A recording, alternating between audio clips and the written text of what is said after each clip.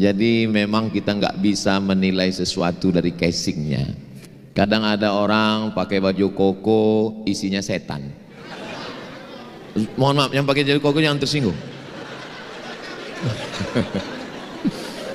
Ada orang yang pakai baju kaos, celana jin, isinya memang jin. Nah, itu. Tapi insya Allah semua yang hadir ini semuanya baik-baik insya Allah. Amin. Yang sama kita hormati Bapak Rektor, mudah-mudahan sehat badan, istiqomah iman dan Islam. Ibu Ketua Senat, Bapak Ibu Ketua Prodi, Bapak Dekan Ketua Prodi, hadirin hadirat, adik-adik mahasiswa, calon orang-orang pemimpin masa depan yang akan membahagiakan orang tua dan mertua. Kuat kali aminnya. Ustadz Somad ini yang disapa hanya yang ada jabatan saja. Semua hadirin hadirat, muslimin muslimat, mukminin mukminat, solihin solihat, yang belum kawin dan belum sunat. Semua yang hadir ini dimuliakan Allah Subhanahu wa taala. Kabarnya yang daftar acara ini 3.700 orang. Tapi ruangan ini hanya menampung sekitar 300 sampai 400. Sisanya ada di sayap kanan, kiri dan bawah. Untuk mereka yang tidak melihat secara langsung tapi melalui videotron, kita sapa mereka. Hai Besti. Hai guys. Adapun yang di ruangan ini adalah mereka yang disebut dengan golongan VVIP. Very very important person. Tapi yang berada di luar ruangan ini jangan berkecil hati, karena kalian melihat saya di videotron itu jauh lebih putih dan lebih ganteng. Yang pertama, nilai dulu kita bahas. Apa itu nilai? Nilai itu ya IPK. Nilai. Semua itu ada nilainya. Jadi nggak bisa sesuatu, ada price, ada harganya. Apa nilai yang bisa kita ambil dari bulan? Nah, setelah nilai Ramadan. Saya terus terang sampai sekarang nggak tahu arti Februari itu, nggak tahu saya. Maret juga nggak tahu saya. Tapi kalau Mei saya tahu karena lahir saya bulan Mei. Mei itu artinya maybe yes, maybe no. Kalau Januari itu artinya gambar patung yang kepalanya dua, satu arah depan, kepalanya satu tapi mukanya dua, satu arah depan, satu arah belakang. Namanya patung. Enggak usah sebut namanya, takutnya ada yang namanya mirip macam itu. Kenapa patung itu wajahnya dua? Karena dia menghadap ke masa lalu 2025 dan dia menghadap ke masa depan 2026. Jangan pandang masa lalu. Kenapa? Karena masa depan untuk kita berdua. Maksudnya saya dengan Pak Rektor. Karena kan kami yang dua pakai rompi kan, rompi Itera. Nah, Ramadan itu artinya apa? Ramadan diambil dari bahasa Arab, akar katanya ramda. Ramda artinya panas. Kenapa disebut Ramadan itu panas? Karena tenggorokan orang yang puasa itu panas karena air nggak lewat di lehernya selama 14 jam. Maka disebut dengan Ramadan, ramda, panas. Tapi makna panas yang kedua adalah kalau kita gali tanah kita ketemu besi berkarat. Maka untuk mencopot karatnya itu nggak bisa pakai kertas pasir, mesti dimasukkan ke dalam api yang panas. Setelah dia merah menyala, abangku, baru kita pukulkan dia ke lantai, maka rontoklah karat-karatnya. Apa hubungannya dengan Ramadan? Kita juga selama 11 bulan ini mata kita berkarat, telinga kita berkarat, hati kita berkarat, pikiran kita berkarat. Maka masuk ke dalam Ramadan, maka keluar dari Ramadan itu nanti copotlah karat-karatnya insya Allah. Tolong ini ingat baik-baik karena mungkin akan keluar dalam UAS ujian akhir semester. Bisa jadi keluar nanti. Apakah makna Ramadan? Jangan sampai jawabannya keluar Ramadan adalah 24 karat. Makanya kalau ngaji betul, tapi nggak usah terlalu tertekan. Karena walaupun nggak nangkap di sini, ini rekamannya nanti bisa diulang di Ustadz Abdul Somad Official. Subscribe, like, share, and comment. Nah, makna Ramda yang kedua adalah itu di Mesir gedung-gedung nggak ada dicat karena warnanya warna debu. Dicat bagus pun kalau udah datang hujan debu jadi warna debu lagi. Sampai daun pun nggak kelihatan hijau, bunga pun nggak kelihatan merah, warna debu. Tapi begitu habis musim panas, pas mau musim dingin turun hujan. Hujan itu bahasa Arabnya ramda. Hujan antar musim itu namanya ramda. Ketika hujan itu turun, maka debu-debu yang ada di permukaan bunga dan daun hilang, kelihatanlah warna aslinya. Kita juga selama 11 bulan ini mata kita berdebu, telinga kita berdebu, lidah kita berdebu, maka datang Ramadan, keluar dari Ramadan, keluar dari Ramadan, kita kembali ke warna aslinya, kita kembali cerah seperti bunga-bunga yang ada di hadapan. Ini asli. Alhamdulillah. Di tempat lain banyak plastik. Memang ITERA ini nggak mau pakai yang palsu-palsu. Asli semua. Orinya asli, grup hadrohnya asli, bunga-bunganya pun asli, lalat yang menempel pun asli. Luar biasa. Jamaahnya pun asli. Jangan-jangan buahnya ini kaca, asli juga. Sudah dibukakan Pak Rektor plastiknya. Soalnya di tempat saya beberapa ceramah nggak dibuka plastiknya. Ya segan lah kita ngambil kan. Masya Allah, mau menunjukkan bahwa asli. Masya Allah, Masya Allah, tabarakallah. Nah, sampai hilang bahan saya, apa yang mau saya sampaikan. Itu nilai Ramadan. Berikutnya adalah insan ITERA. Insan itu diambil dari 3 huruf. Nasia, insan. Nasia artinya lupa. Kalau ada orang yang lupa anak, lupa istri, lupa kampung, lupa rumah, itu bukan insan, itu amnesia. Manusia ini level pertama manusia. Di atas itu demensia, di atas lagi amnesia. Demensia hanya mampu mengingat 20 jam. Habis itu dia lupa. Tapi alhamdulillah kita sekarang tidak sulit untuk mengingat-ingat. Insya Allah banyak yang akan mengingatkan kita. Berapa banyak kita sudah lupa momen setahun yang lalu, tiba-tiba diingatkan momen setahun yang lalu. Yang ingatkan siapa? Facebook. Makanya tolong pertemuan kita malam ini di-upload. Soto bukan sembarang soto, soto dimakan di tengah laut. Foto bukan sembarang foto, selepas foto cepat di-upload. Nah, nilai Ramadan untuk insan ITERA. ITERA adalah sebuah kampus yang didirikan oleh pemerintah Republik Indonesia untuk membangkitkan anak-anak muda Indonesia wilayah barat. Tanah yang sudah disediakan 500 hektar, tapi ternyata yang terpilih adalah Provinsi Lampung. Maka berdirilah dia di Lampung ini, yang hari ini insya Allah sanggup menampung 40 sampai 50 ribu mahasiswa, dan yang sekarang ada 23 ribu. Dosennya berkisar antara 700 sampai 1000 orang, dan insya Allah ini tempat calon pemimpin masa depan insya Allah. Nilai Ramadan untuk insan ITERA berdampak. Jangan hanya sekedar kuliah, ngaji, tepuk tangan, terus dampaknya apa? Apa efeknya terhadap lingkungan? Apa faktor yang membuat lingkungan itu mendapatkan pengaruh positif keberadaan ITERA?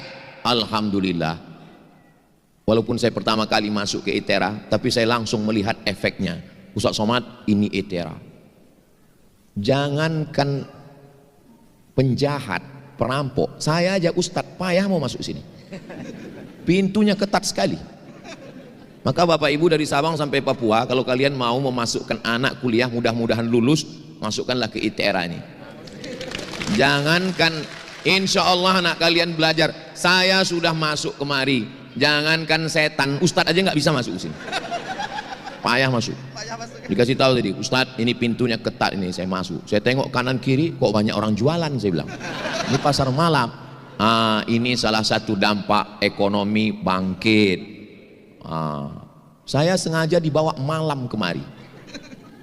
Kenapa tidak siang? Ya karena ITERA jadwalnya memang malam. Kenapa? Karena siang mereka sibuk dengan berbagai aktivitas. Tapi ada juga bisikan sayup-sayup suara, Ustadz sengaja dibawa malam supaya nggak kelihatan masjidnya belum selesai. Nah, jadi kita doakan supaya kajian malam ini berdampak. Dampak apalah kemarin dampaknya Ustadz Somad datang ke ITERA itu, alhamdulillah masjid selesai. Itu yang mau saya dengar, itu yang mau saya dapat berita. Tolong adik-adik jaga harga diri saya ini. Kalau sampailah habis berita ini, apalagi tahun 2027, 2028, apalah efeknya kemarin Ustadz Somad datang? Nggak ada apa-apa katanya. Langsung down saya. Tapi insya Allah kalaupun berefek, alhamdulillah. Nggak berefek, innalillah. Nilai Ramadan untuk insan ITERA berdampak. Saya ringkaskan dalam 5 poin. Memang saya di mana-mana kalau tausiah itu pakai poin-poin. Memang dari dulu begitu. Kenapa? Karena saya seorang dosen. Jadi kalau saya ngajar tuh pakai poin supaya mahasiswa nggak sibuk lagi memikirkan apa omongan dia tadi. Karena saya pernah seminar dengan teman saya berdua. Datang profesor, teman saya bisik, Mat kata dia, ya, kau paham apa yang dia bilang? Enggak, saya bilang. Terus dia nanya, kenapa kita nggak paham ya? Saya bilang, gara-gara kita nggak paham itulah dia profesor, saya bilang.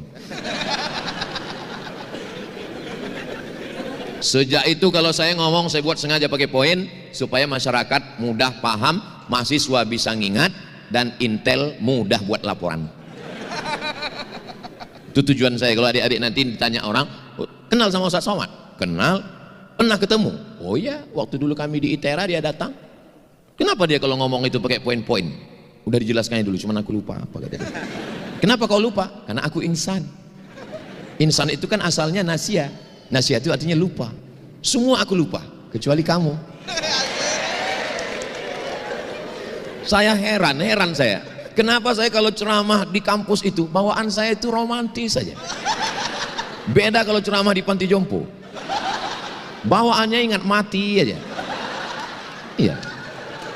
Ini sekarang nih saya rasa-rasanya rasa semester 7 sekarang. Apalagi dipakaikan rompi ITERA ini.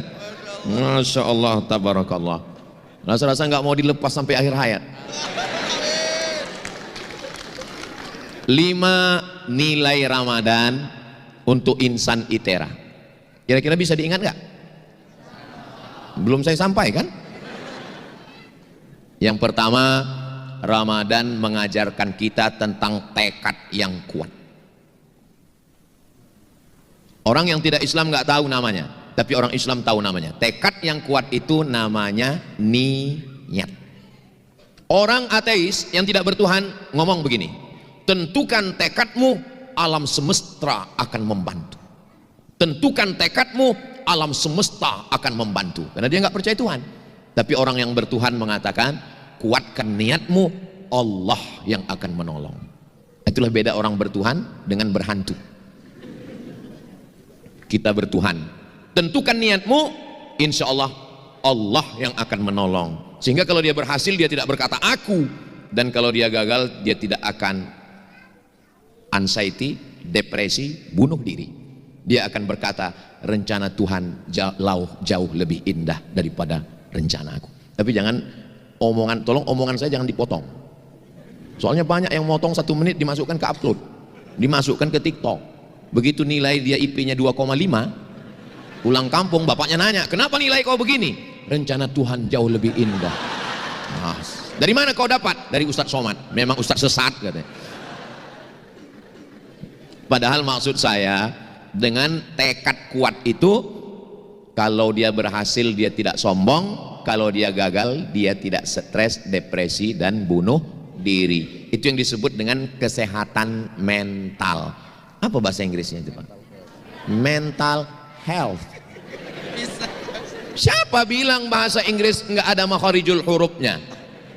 Itu health, itu huruf tha kalau bahasa Arab. Alif, ba, ta, tha. Health. Makanya kalau nanya orang, bagaimana kesehatanmu? How about your health? Coba kalau salah nyebutnya, how about your health? Go to hell. Bagaimana kesehatanmu? Mental health artinya kesehatan mental. Berawal dari niat. Di bulan puasa niat kita selesai tarawih. Nawulis sawm yarhamkumullah. Nawaitu sauma ghadin an ada'i fardhi syahri Ramadan hadhihi sanati lillahi ta'ala. Kenapa di masjid-masjid Indonesia ada begitu? Di Mesir nggak ada, di Maroko nggak ada, Di Sudan nggak ada. Kenapa di Indonesia habis taraweh makmumnya disuruh niat habis isya? Lama saya mikir, rupanya di tempat kita banyak yang bangunnya kesiangan. Sedangkan niat mesti dipasang sebelum azan subuh. Jadi sebetulnya niat itu sebelum subuh, makan sahur. Aku nggak mau sahur. Kenapa nggak sahur? Diet. Kata Nabi, andai nggak mau sahur, tetap makan sahur jur'atan minal ma, seteguk air. Adik-adik yang menjaga tubuh, tetap. Ini Ustaz Somad dari dulu tubuhnya gini kayaknya jaga. Enggak. Ustaz sampai sekarang ada pantangan. Ada Pak, pantang dekat, habis. Ustaz gimana? Ustaz sehat. Saya sehat, saya bilang. Masa Ustaz nggak ada penyakit? Enggak ada. Kenapa? Karena saya nggak pernah periksa.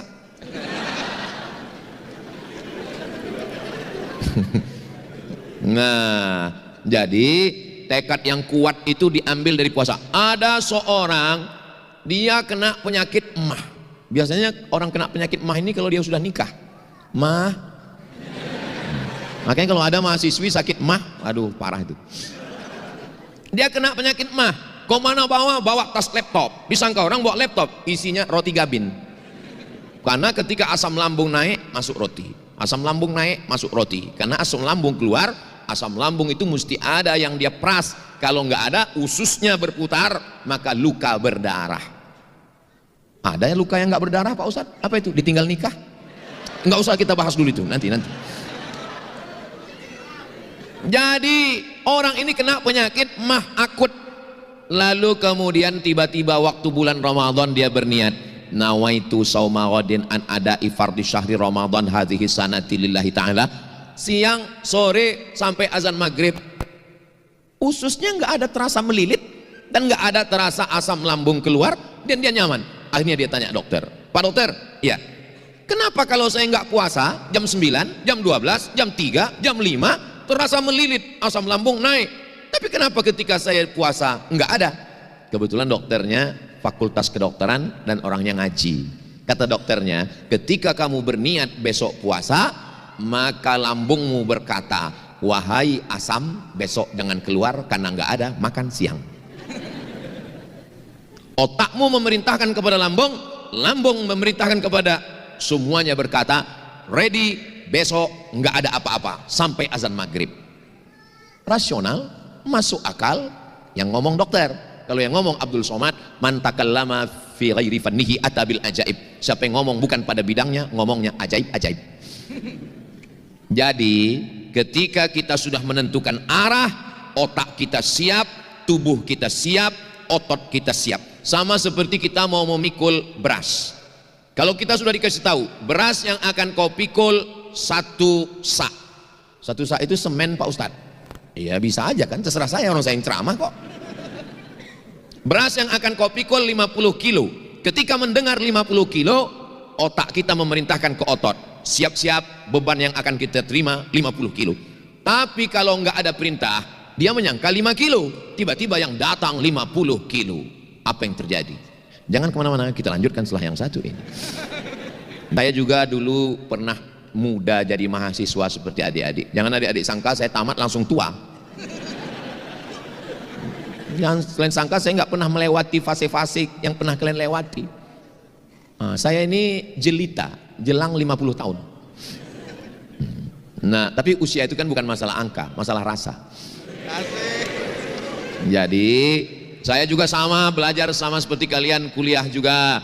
Tanggal 5 September 2000, sebelum 2000, 5 September 1998 saya sampai di Kairo Airport International. Pakai jaket kulit, pakai topi, pakai celana jeans, karena dapat info katanya pakai pakaian musim dingin. Sampai di Kairo rupanya masih musim panas. Salah info.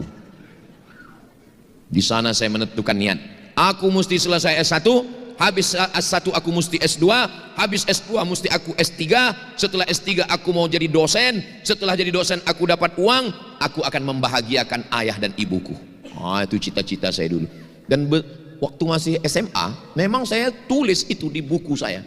Profesor, Doktor Abdul Somad, SH, MH, MSc, semua titel saya buat. Sampai kawan saya yang di kelas itu, yang satu kursi, dulu kan kursinya panjang, dia bilang, Mat, kumohon sama kau, jangan kau tulis titel-titel itu lagi. Kenapa? Aku takut kalau nggak sampai kau gila, katanya. Sampai sekarang saya tetap nggak gila, malah orang yang banyak tergila-gila sama saya. Jadi adik-adik nggak usah takut bercita-cita. Ini banyak orang sekarang mimpi aja takut. Jangankan untuk bercita-cita, mimpi aja takut. Kalau kau mimpi aja takut, gimana mimpimu menjadi kenyataan? Jadi mesti berani. Mimpi yang nggak boleh itu cuma satu, mimpi poligami. Itu nggak boleh. Karena ada seorang bapak-bapak mimpi poligami. Dia ceritakan ke istrinya. Kata istrinya, kau tidur lagi, kau mimpi lagi, kau ceraikan istrimu. Begitulah perempuan ini kalau sudah mendengar poligami. Betul kan, Bo?